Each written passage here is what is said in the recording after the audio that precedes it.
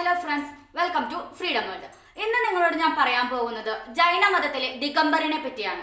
അപ്പൊ നമുക്ക് എന്തായാലും വീഡിയോയിലേക്ക് പോകാം. ദിഗംബരന്മാർ ജൈന മതസ്ഥരിൽ ഒരു വിഭാഗമാണ്. മറുവിഭാഗത്തെ ശ്വേതാംബരന്മാർ എന്ന് വിളിക്കുന്നു. തത്വപരമായി ഇവർ തമ്മിൽ കാര്യമായ വ്യത്യാസമൊന്നുമില്ലെങ്കിലും ദിഗംബരന്മാർ കർശന ബുദ്ധികളും നഗ്നരായി ജീവിക്കുന്നവരുമാണ്. ചര്യകർമ്മങ്ങളിൽ ഒരു തരത്തിലുള്ള വിട്ടുവീഴ്ചയ്ക്കും ഇക്കൂട്ടർ തയ്യാറാകില്ല. സന്യാസികൾ ഉടുവസ്ത്രം ഉൾപ്പെടെ സർവവും ത്യജിക്കേണ്ടവരായതിനാൽ ഇവർ വസ്ത്രം ധരിക്കാൻ കൂട്ടാക്കാറില്ല.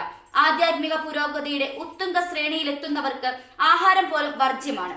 ഇവരിൽ സ്ത്രീകൾക്ക് മോക്ഷാധികാരമില്ല എന്നതും പ്രത്യേകതയാണ്.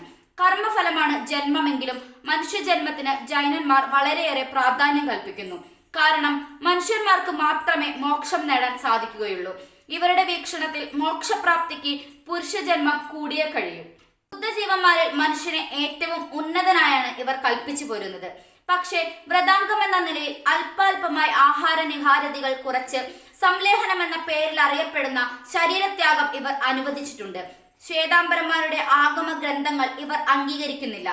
ജിനഭഗവാന്റെ അരുളപ്പാടായ ആഗമം നഷ്ടപ്പെട്ടതായാണ് ഇവർ കരുതുന്നത്. എന്നാൽ വിഷ്ണു, നന്ദി, അപരാജിതൻ, ഗോവർദ്ധനൻ, ഭദ്രബാഹു എന്നീ 5 ജീവമുക്തരെ ദിഗംബരന്മാർ അംഗീകരിക്കുന്നുണ്ട്. ഭദ്രബാഹു 2 വിഭാഗക്കാർക്കും സ്വീകാര്യനാണ്. ഭദ്രബാഹുവിന്റെ കാലം വരെ 2 വിഭാഗക്കാരും വലിയ അഭിപ്രായ വ്യത്യാസം കൂടാതെ കഴിഞ്ഞിരുന്നതായി അനുമാനിക്കാം. AD 83 അതായത് മഹാവീരന്റെ നിർവ്വാണം കഴിഞ്ഞ് 609 വർഷങ്ങൾക്ക് ശേഷം രഥവിപുരത്തിൽ ശിവഭൂതി ദിഗംബര മാർഗം സ്ഥാപിച്ചതായാണ് ശ്വേതാംബരന്മാർ പറയുന്നത്. കൗണ്ഡിന്യൻ, കോട്ടിവീര്യർ എന്നിവരാണ് ശിവഭൂതിയുടെ പ്രധാന ശിഷ്യന്മാർ. മധുര ശിലാഫലകങ്ങളിലെ ആലേഖനങ്ങളിൽ നിന്ന് AD 1 കാലഘട്ടത്തോടടുത്താണ് ദിഗംബരന്മാർ എന്നും ശ്വേതാംബരന്മാർ എന്നും ജൈനമതം 2ആയി പിരിഞ്ഞതെന്ന് അനുമാനിക്കുന്നു.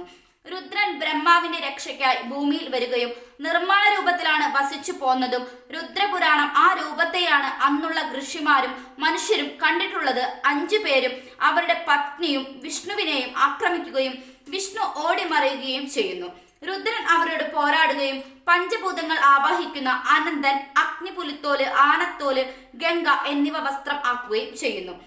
ആദികായ രൂപം നിർമ്മാണ രൂപമാണ്. രുദ്രനാണ് ജൈനമതക്കാരുടെ ആരാധന പുരുഷൻ. നിർമ്മാണ ആയ കാല പ്രതിമ അതിനുദാഹരണമാണ്. ഈ വീഡിയോ നിങ്ങൾക്ക് ഇഷ്ടമായെങ്കിൽ ലൈക്ക് ചെയ്യുക. അതുപോലെ നിങ്ങളുടെ അഭിപ്രായങ്ങളും നിർദ്ദേശങ്ങളും കമന്റ് ബോക്സിൽ ടൈപ്പ് ചെയ്യുക. Thanks for watching.